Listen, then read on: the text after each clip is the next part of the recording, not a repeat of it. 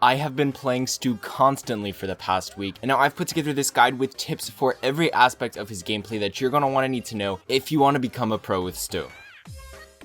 So most of the time you want to stay at long range whenever you're playing with Stu. You don't have that much health, so even though you can play aggressive sometimes, you generally want to stay at long range because you can still deal the same amount of damage and you're going to be able to stay alive for a lot longer if you leave your opponent at the very end of your aiming line. As I calculated in a previous video, your attack lasts for 2/3 of a second until it reaches the end of its range. So that means you want to aim for about 1.7 tiles in front of your opponents whenever they're moving in a straight line, and that distance is exactly how much you need to lead your shots if you want to nail them if they continue moving in that same direction. Now in these types of situations, when you're aiming your shots at long range, you always want to manually aim. You only want to auto aim your shots once you're within about 3.5 to 4 tiles away from your opponents, since once you're within that range you can guarantee the hit with auto aim. Now the good thing is when you can guarantee a hit with your shot, you can actually pre-aim your super right after you auto aim, because since you know your shot's going to hit, you know you're going to have your super after that attack. So that's going to save a lot of time in between attacking and using your super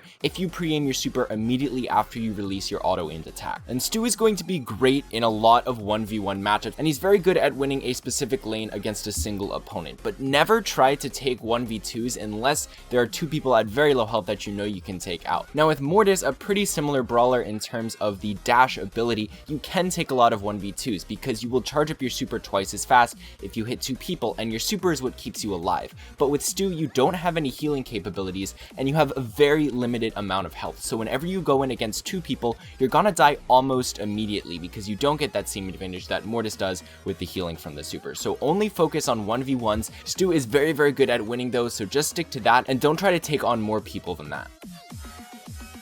Stu's super has so many different uses. You can use it just horizontally left and right while you're at long range to react and dodge shots from long range brawlers like Piper or Brock, or from throwers when you know that their shot's about to hit you like Dynamite or Sprout, or you can use it to dash towards someone and get within range of them so that way you can finish them off if they're trying to run away from you at low health. Don't let them get away, just dash towards them so that way you can get in their range and then you can kill them off. And every shot you hit on them, you're going to get another super and you're going to be able to get closer to them, so the more shots you hit, it gets easier and easier to hit them because you can get closer and closer to where they're running away from you. You can also use your super to quickly get out of range of someone who just charged up on you, like a Bull with his super or an Edgar with his super. They can get up in your face really quickly, so with your super, if you just quickly react and use your super to go away from them, then you'll be able to get back to safety and out of their range so they can't deal damage and take you out. One of the best uses of Stu's super is when you use it over and over again directly on top of someone, because you deal knockback, so you can constantly hit them and knock back your opponents over and over again, and it's going to make it very difficult for them to attack you and actually hit you because it's difficult for them to aim, and it just gives you a lot of opportunities to deal a ton of damage to them and take them out before they can take you out. You can also do some combination of this aggressive strategy of constantly using your super and attacking in between, as well as running away. For brawlers that you know you can't take out, or that you realize you can't take out in the middle of attacking them, you can sort of use one or two supers on them to deal damage and knock them back, and then use the remaining few supers that you get with your ammo to run away, so you get to deal a bit of damage and make it out alive at the same time. Now when you're doing these maneuvers like this, it's very important that you don't want to wait until you see that you have your super before you use it, because a lot of times you're going to be within auto aim range, and like I said, once you auto aim your shot when you're within 3.5 to 4 tiles of your opponents, you know that shot's going to hit, so you know you're going to have your super. So you really want to get used to alternating between using an attack and then using your super, and then using an attack again and then using your super again. And if you get used to switching between those two buttons, you won't have to react every time you see your super button pop up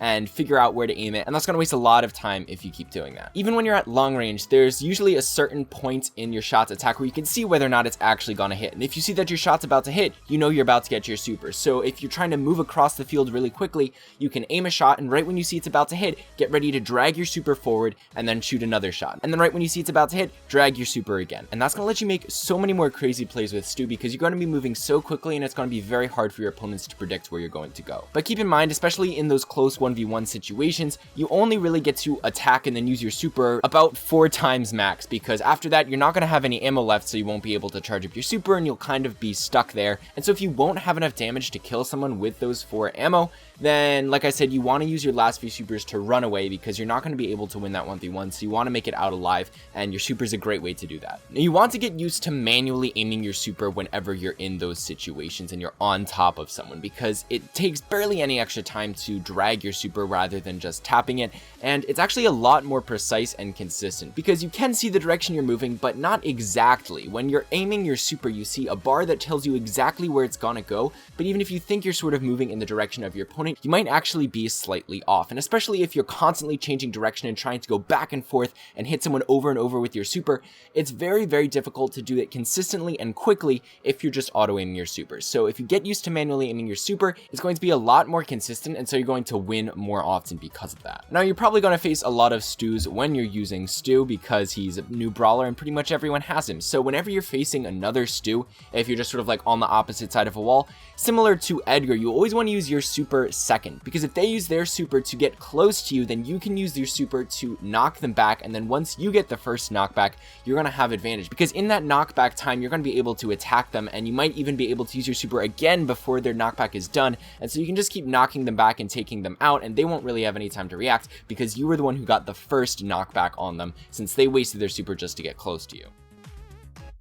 For Stu's gadget, there's not much strategy involved. You really just want to place it directly behind a wall, close to the center of the field, so that way your teammates can use it as much as possible. And if your opponents have a thrower, you want to place it farther behind your walls and closer to your spawn points. That way they can't take it out without risking dying, because they would have to come up so close onto your side.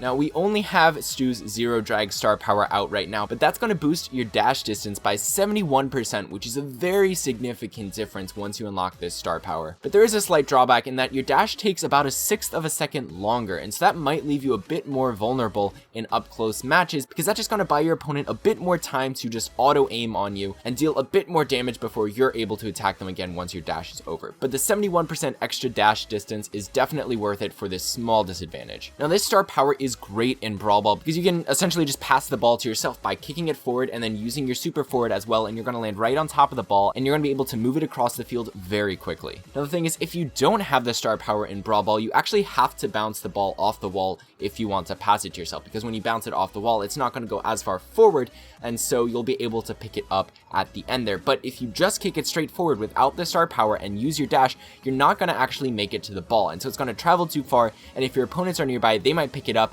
and that's going to screw up your game plan. So if you don't have the star power, you have to bounce it off the wall. That's basically your only option. But if you do have the star power, you can make some really crazy plays in Brawl Ball, because you can constantly pass the ball to yourself. For example, if enemies are just clumped near the goal with Zero Drag, you can just sort of pass the ball towards them and then immediately use your super, and you're going to knock all of them back, because that's just the default effect of the super, and once they're knocked back, they can't actually pick up the ball. So you're going to be the only one left, and you're going to pick up the ball in the middle of all of them, and you're going to be right in front of the goal, so it's very easy to complete a goal that way. Even if they're all defending, just using your super, knocking them all back, and picking up the ball that you kicked to yourself is a very, very good play that can definitely get you some wins in Brawl Ball. And for another tip in Brawl Ball, this is very, very important. You never want to dash on someone who is about to score in the goal. You might think, oh, it's pretty good to knock the ball out of their hands because they're right near my goal, so that might give me a pretty good advantage. But the thing is, your opponent can always play around this. If they see that you have your super, all they need to do is kick the ball towards the goal right when you use your super, and it's going to go right through you, because you can't pick up the ball